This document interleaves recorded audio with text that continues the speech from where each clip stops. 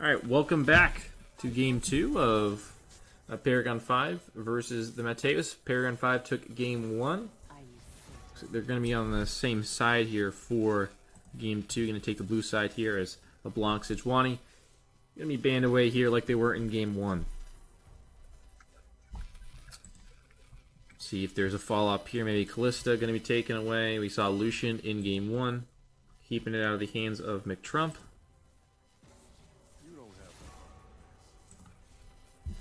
We'll see what the decision is here for them. It's very interesting to see Paragon 5 just banning away the Lucian. Be trying to set up McTrump on his infamous Kaisa pick.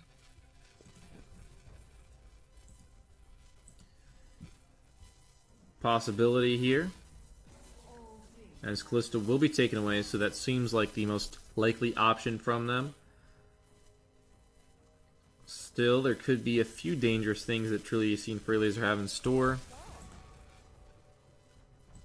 Okay.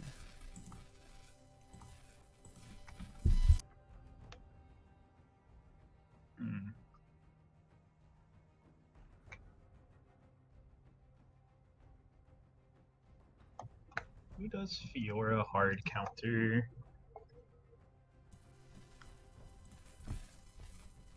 Well, it could be a melee top laner. You're going to be taken away, but it could be a melee top laner here. A tank of some kind.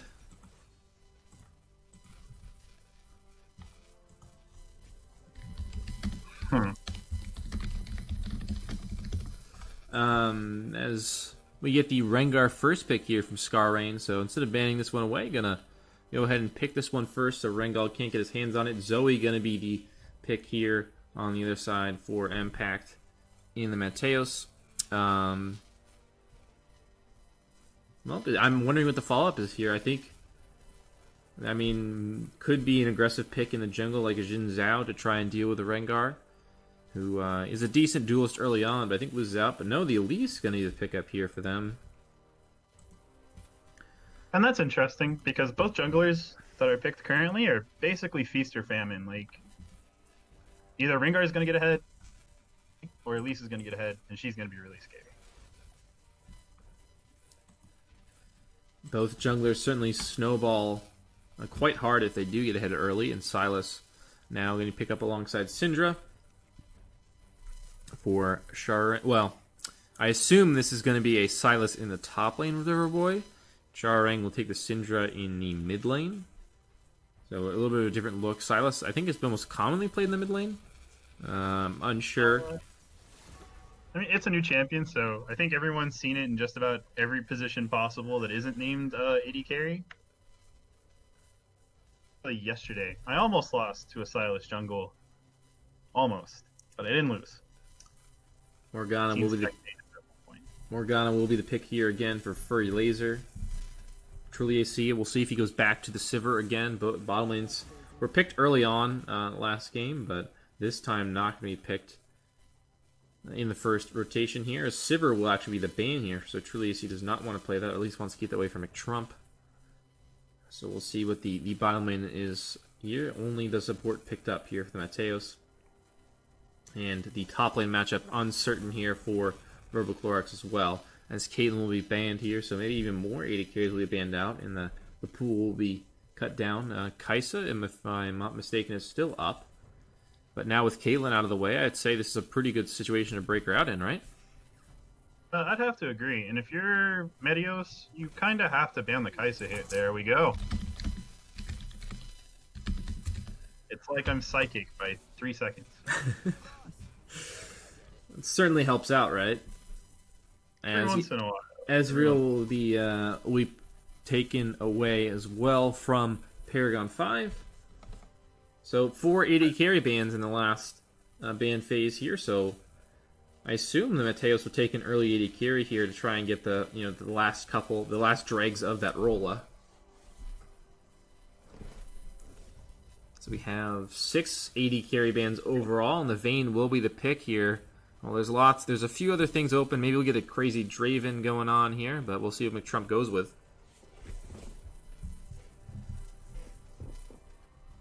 I actually enjoy the Vayne pick here. I think it's really good. top laner Mateos decided to go with, because Vayne can pretty much shred every pick that the Paragon 5 lineup has now. Okay.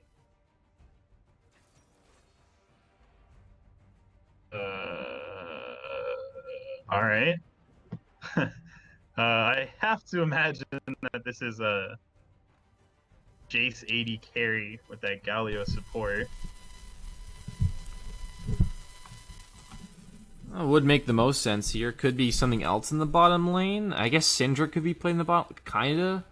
But Jace seems the most likely only range champion. So I guess it's a pretty aggressive bottom lane though. I think you have a lot of all-in threat here. Vayne and Morgana though do have a little bit of mobility from the Vayne, and of course the spell shield.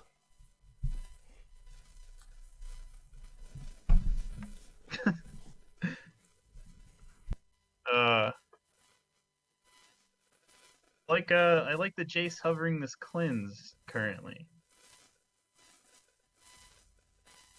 Gonna be really helpful against the Elise, the Zoe, the Morgana snare. CC on everyone for the Mateos, so it makes a bit of sense, don't you think? Double cleanse, actually. I would have to definitely agree on that one. See how McTrump's Chase 80 carry is. Gonna be interesting to see.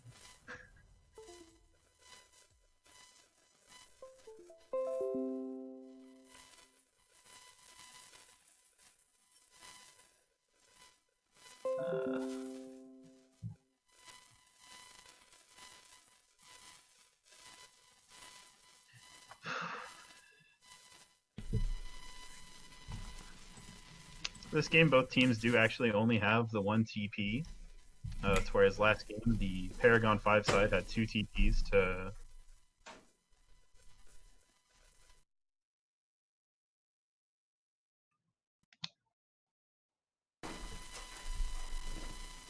TP could be a big summoner spell here. Considering you do have a Jace as well, I mean, you've got a lot of split push threats here. Even Rengar can split. So Paragon 5 have a few different options if they want to send someone a solo line. On the other side, the Mateos really don't have any sideline option besides Jax. I actually kind of have to give praise to the Mateos, even if they did draft pretty solid against Silas. All 5 of those ults are things that Silas generally doesn't want other than Morgana, I think. You do get a really cool interaction with Elise and Silas. Silas actually becomes Spider Form Elise until he dies. Use all of Elise's Spider Form spells. You do have the stealth though from Vayne. I believe when you use your Q on Silas, you still get the stealth like Vayne does. So if you do steal Vayne ult, you actually do get the stealth, and I believe you get a few other bonuses. So it's actually not like these definitely aren't like, oh, I'm stealing Malphite ult. Like this, it's not that. Right. But this isn't bad, I would say, right? I think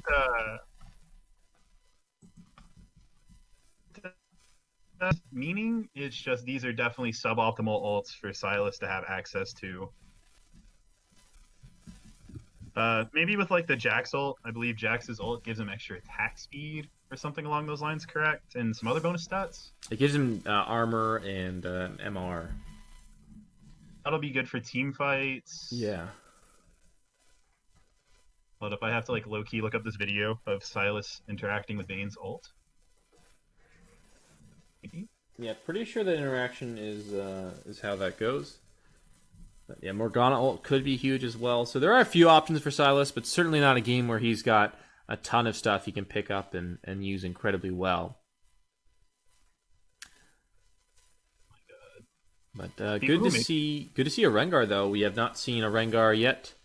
This series obviously didn't see in game 1, and now we get at least one of our good Rengar players in the series to actually play it. Excited to see that. Probably going to be that Hail of Blades, I'd imagine. That has been the most viable thing going around, it seems like. After Electrocuted Dark Harvest taken away from most assassins, it's going to be, it seems like, that has been the option.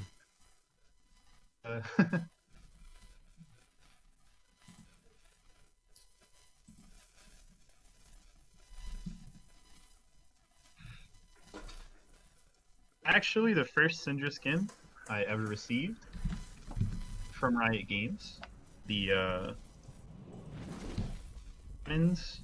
it's called Ink Skin.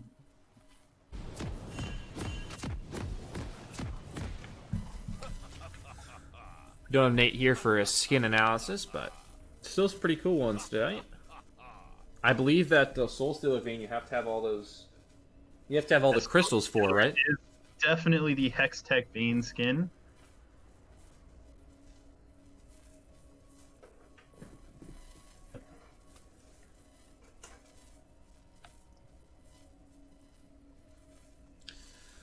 I'm gonna be at a quick pause here, but hopefully we'll hop into game momentarily.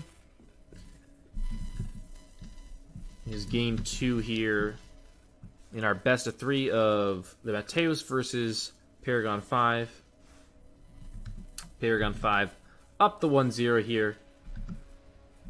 So the Mateos have to make something happen in this game. And we've got some pretty interesting team comps to go around here. Got the Jace bottom lane here for McTrump. Alongside Nova on the Gallia, who they both had great game 1s. And also excited to see the Rengar Elise. There should be a lot of action early in the jungle and maybe everywhere. I'd say there's a lot of aggression in all the lanes to go around. Definitely a team. Definitely both drafts want to start doing things early. Definitely want to look for kills early. Try to snowball those into the game.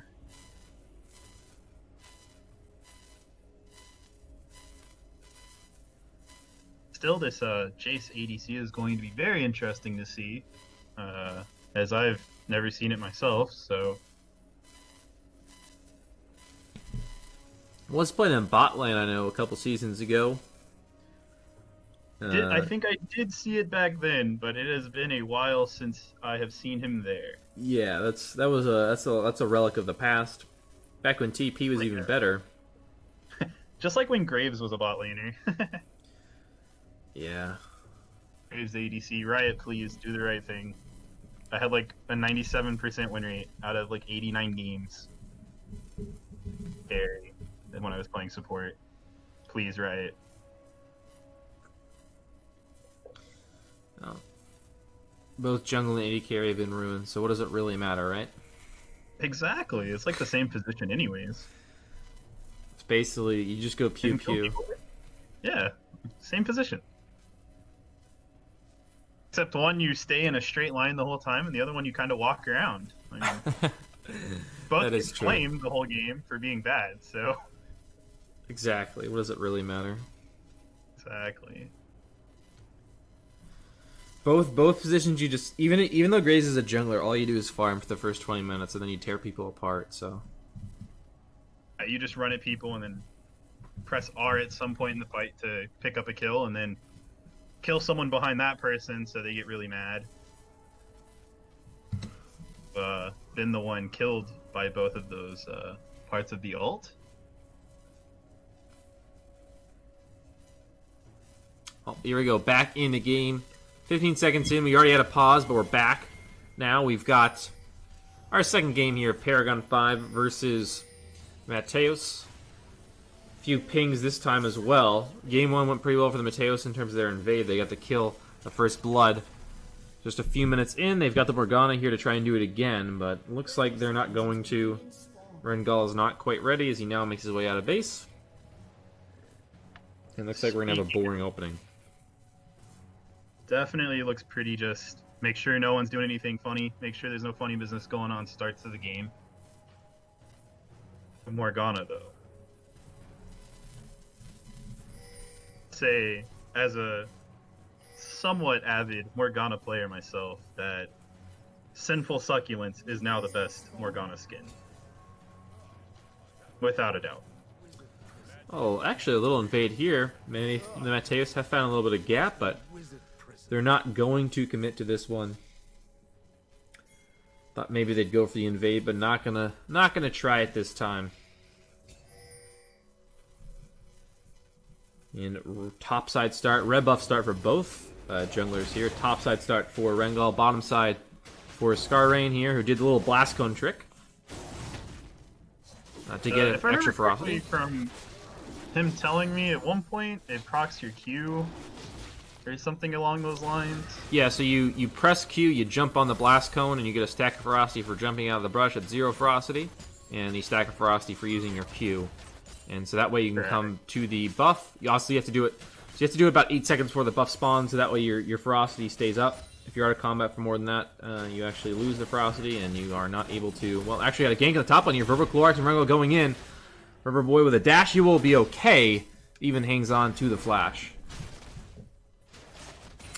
But yeah, just a few tricks there with the Rengar to get yourself some extra ferocity.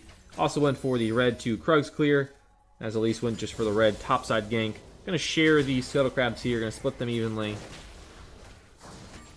But now full information for Skarrain to work off of. He knows exactly where Rengal has been.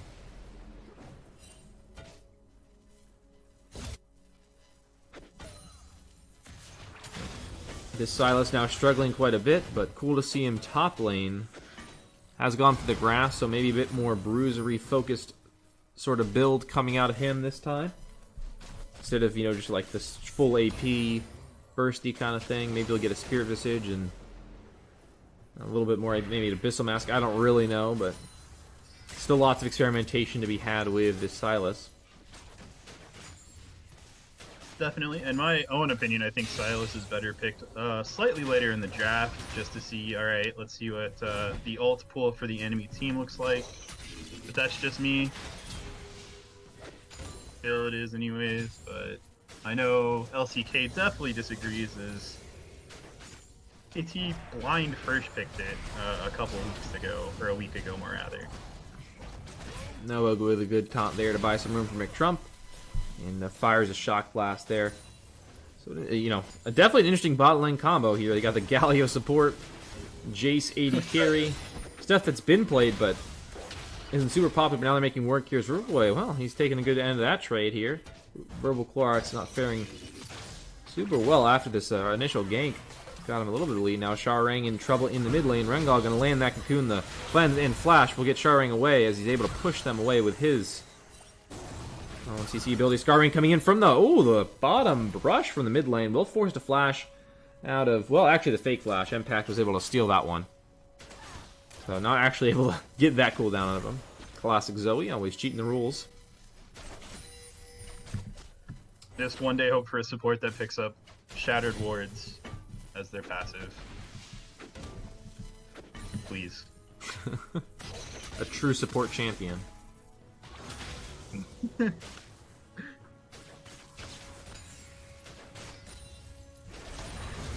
That way you don't have to actually buy them. Similar to Zoe's, I believe it's her E that gives her the extra summoner spells, correct? No, the W does, and the E is the Sleepy Trouble level. Correct. Q is the Paddle Star.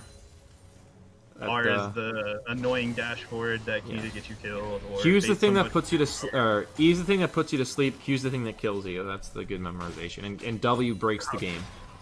Okay, right. Yeah. Similar to Zoe's W, where if you walk over like a broken ward shard. That'd be pretty cool. But now Riverboy actually, he's in trouble. Gonna flash away from Verbal Clorax underneath the turret. He's gonna flash to follow, but now the turret will get him a trade kill. But first blood goes over to Verbal Clorax. Nova now fighting in the bottom lane, truly AC. He's got the Ignite on. Trump can use the cleanse to stay safe under the tower. Skarrain now. He'll get the Scuttle Crab and bound up by this cocoon. But he'll be okay.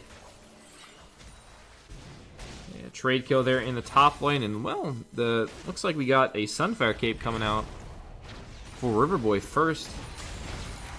He's already got that Balmy Cinder. Now McTrump gets bound up in that little puddle, but again, just incidental damage, as Truly AC already had to go back. And we'll now miss a wave here. So McTrump and Nova, again, picking up where they left off, starting out with a little CS lead. here in the bottom lane.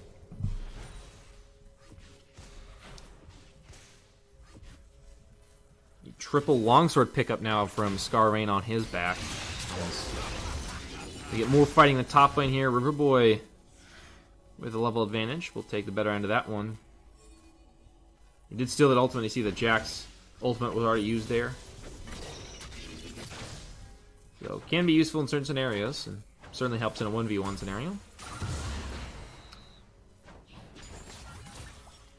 Will be a lethality item here for the Jace first. So no attack speed like 80 carry focus Jace. It's going to be the usual build. The Serrated Dirk already picked up.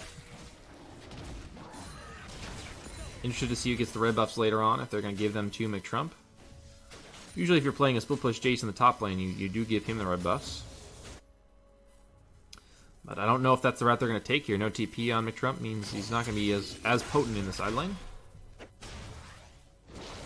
And McTrump going forward here with Nova, trying to find the invade on a Rengal, the flash away after landing the cocoon. He's bought him some time, the spell shift comes in, now more fighting in the top lane. But that's not going to result in anything, just like the bottom lane play will not result in anything there either. Dragon is up, and looks like that'll be the turn now after getting rid of Rengal's flash. Trump, Scar Rain, and Nova, along with the help from Sharang in the mid lane, will go ahead and turn on his Ocean Drag. A really nice one to pick up here.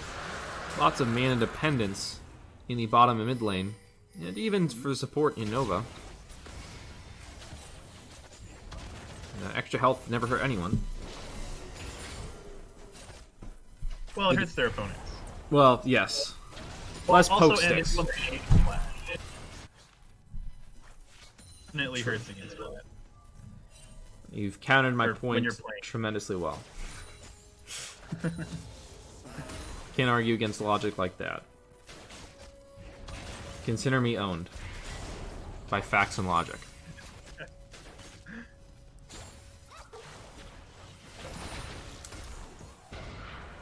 More poking in the mid lane, but a CS lead there for Sharang. 76 to 53, 73 to 63 here in the bottom lane.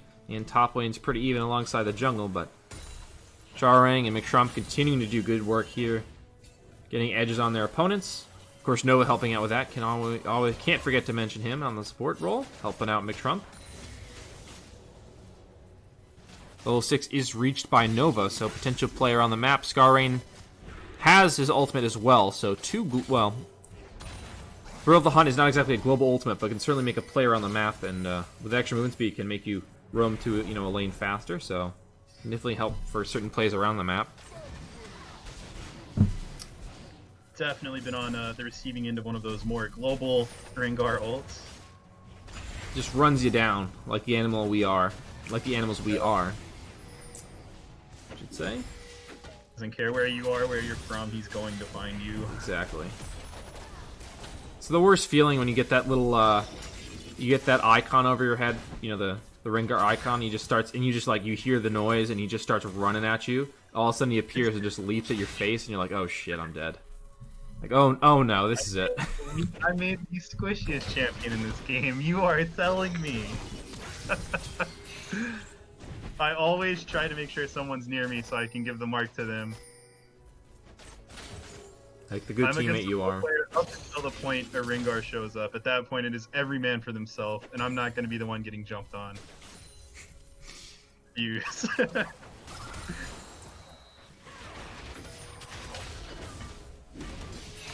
If you get mad, I'll just tell you to position better. That was the problem, was the positioning, not the fact that we gave the Rengar 7 kills in the first 5 minutes. That was the real issue, was positioning. I like, Rengar can't kill you if he's not near you. That's Positioning. true. It's positioning. You've got me beat there again. More facts and logic. As we get a second pause. Start off here. Just reach that 10.5 minute mark here. 1-1 in kills. A slight gold lead. 1,000 gold here for Paragon 5. Again, a CS difference in the mid and bottom lanes. That propelled them to that lead. So it's been a pretty good start to this second game here for Paragon 5. Certainly playing passively as I did in Game 1. I've not made any too aggressive plays, but now with a level 6 hit for Scar Rain and Nova, potential play to be made there. especially because Rengar can invisible in and then jump on somebody, and then Galio jumps on top of that, and it's really nasty. Let me get a quick resume here. But with... Oh. Okay. I believe Verbal Clorix just flashed by accident. Yes, he did. Alright, well... That's unfortunate for him, but no flash for him for another couple minutes. Yeah, it's a scary duo. I don't think any member of Paragon 5 saw the flash, so... He's fine. They might just assume that he still has it, and... It could be okay then. If they don't know, what you know. Maybe you can play safe. You have flash up until your opponent doesn't know. Or your opponent knows you don't have flash. Exactly. It's gotta sell the lie. That's what it's all about here. Another binding finds its mark. Again, McTrump in no real danger here. Truly AC has struggled in this lane a little bit. The health disparity you can see, the powerful laning from Jax is, or Jace rather, not the Jax. Powerful laning from Jace really hurts. Now those shock blasts, a couple land, your health is gone quite fast. Going to make the difference in this lane, paired with the Galio Q itself, is just quite a bit of damage. Scarrain trying to make a play up here on the top side. We'll jump on Verbal Clorix, but a counter gank is here from Rengal. Riverboy gonna try and make something happen. Now he's forced to run away. Impact found a bunch of damage back. Verbal Clorix now going aggressively underneath the turret. Hops onto Riverboy, but he takes aggro. Riverboy, he'll get the kill and now survive for a little bit. No, but no Impact and Rengal will combine for that kill on the backside, but still 1-for-1 trade. And better than it probably should have gone. Scarrain did not realize there was Impact and Verbal Clorix and Rengal there. Just thought it was going to be a 2v1, and lucky it turned into a trade there. Sleepy Trouble Bulldog going to find the land on a Scarrain. Now the Ignite's going to come down and get that kill. Galio not here in time. Nova will flash forward. We'll find the kill here on Impact. Now the taunt. Whoa, will not land. Good blast cone used from Rengal. We'll save him there. So overall, a 2 for 2. So not bad for Paragon 5. And they've also got Charang pushing in the mid lane. So yeah, pretty positive trade for them overall. But they do lose the Galio ultimate and Rengar ult, which are huge cooldowns in this early game.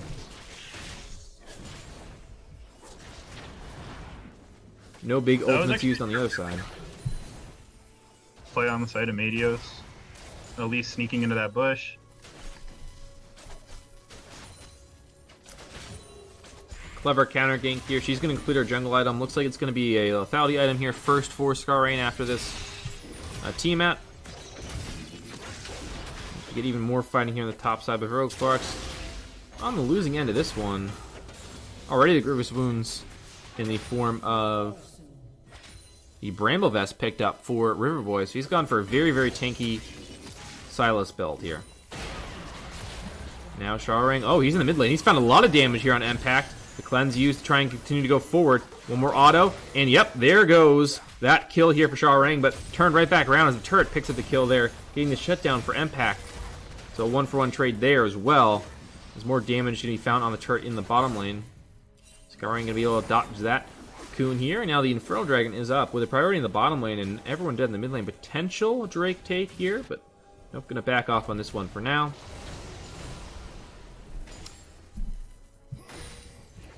Terror's, of course, up as well. Just the one Drake taken here, the Ocean, for Paragon 5, who's up about 4,000 gold now. Well, 3.5. We're going to be a little bit more exact. But I'm rounding up. This is kind of like the textbook Paragon 5 style. They just slowly build their lead up until the point where suddenly everyone on Paragon 5 has 3 items and you only have 2, and everyone else has an item above you. Very hard to do. Well, you can see those advantages here. 138 CS to 94 in the mid lane, 145 to 107. So big advantage here for Paragon 5. On the other side, though, 104 to 89. Verbal Clorix actually winning the top lane here, which he did not do in game 1, in terms of CS anyway. Infernal will be started up, but the Mateos actually doing this one. Now it looks like, well, Scarrain has activated that ultimate. He's looking for his target. Finds Truly AC. Going to use that empowered W defensively to try and keep himself alive. Shawring finds a kill on Truly AC, though, cleaning up the work Scarring started. Now Verbal Clorox trying to go ahead, but Zony's going to buy some time. But no, Verbal Clorox will find the kill, but now the counter going to come in. Double kill now for McTrump. Furry Laser now in trouble. And back here trying to buy him some room with the Sleepy Trouble bubble. Cleanse used for McTrump, though. They want to continue to chase Furry Laser. The knockup comes through. Triple kill here for McTrump, and now Scarring going to find a kill of his own on the backside. The clean ace comes in at just 15 minutes. They give up the Infernal, but it's still a big ace here at 15:40. Now McTrump and Nova pushing in the mid lane, and Silas, Riverboy, in the top lane. A good swing there, and a good punish there from Paragon 5. A greedy Drake set up, and now they get punished. Mateos perhaps for getting that decision.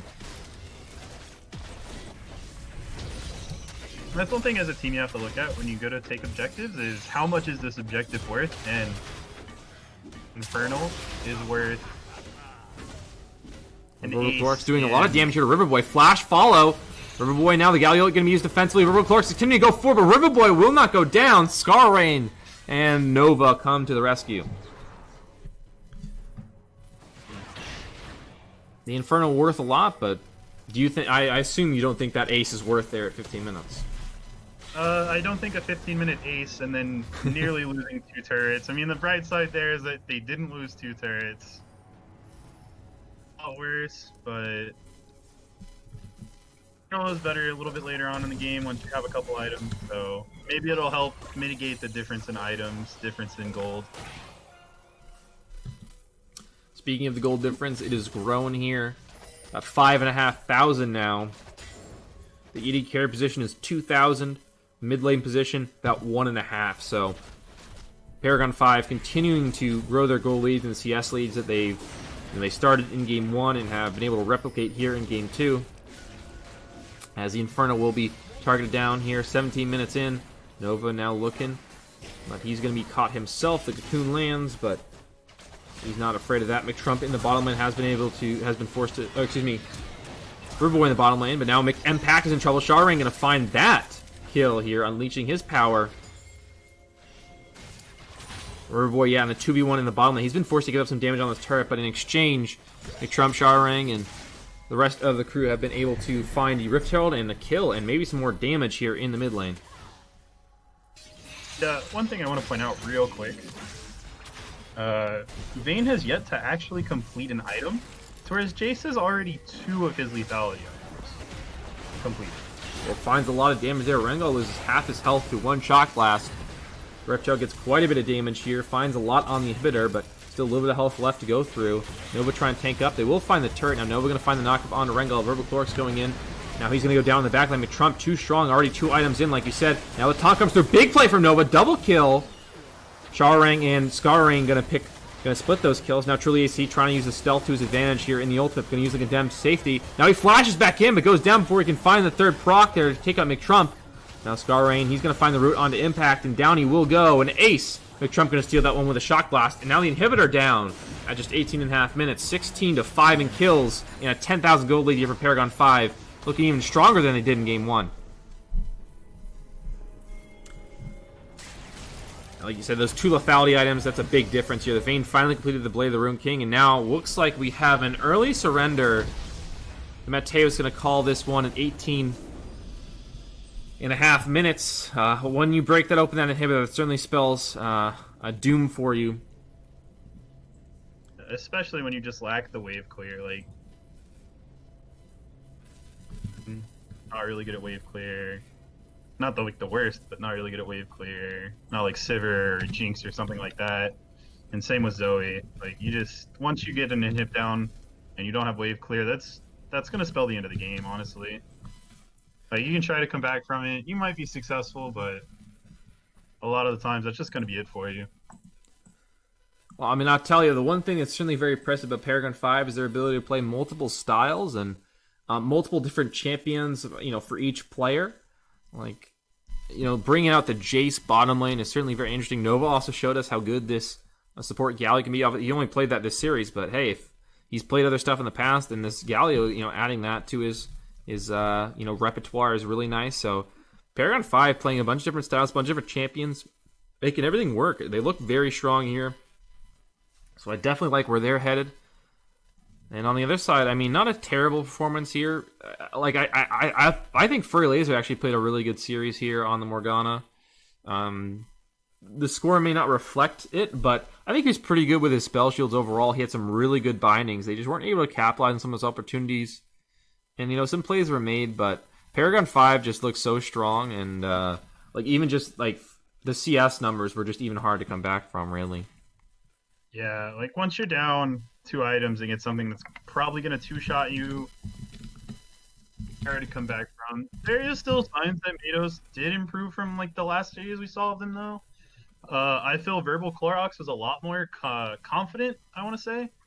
A lot more comfortable in the top lane, playing this Jax. I don't know how much Jax he plays, but he looked very comfortable on the pick. He looked very comfortable in the game 1. Times where there was a couple plays that Mateos made where it looked like, all right, maybe they can do something off of that, but it came up neutral or negative in their favor. It was just not going well for them.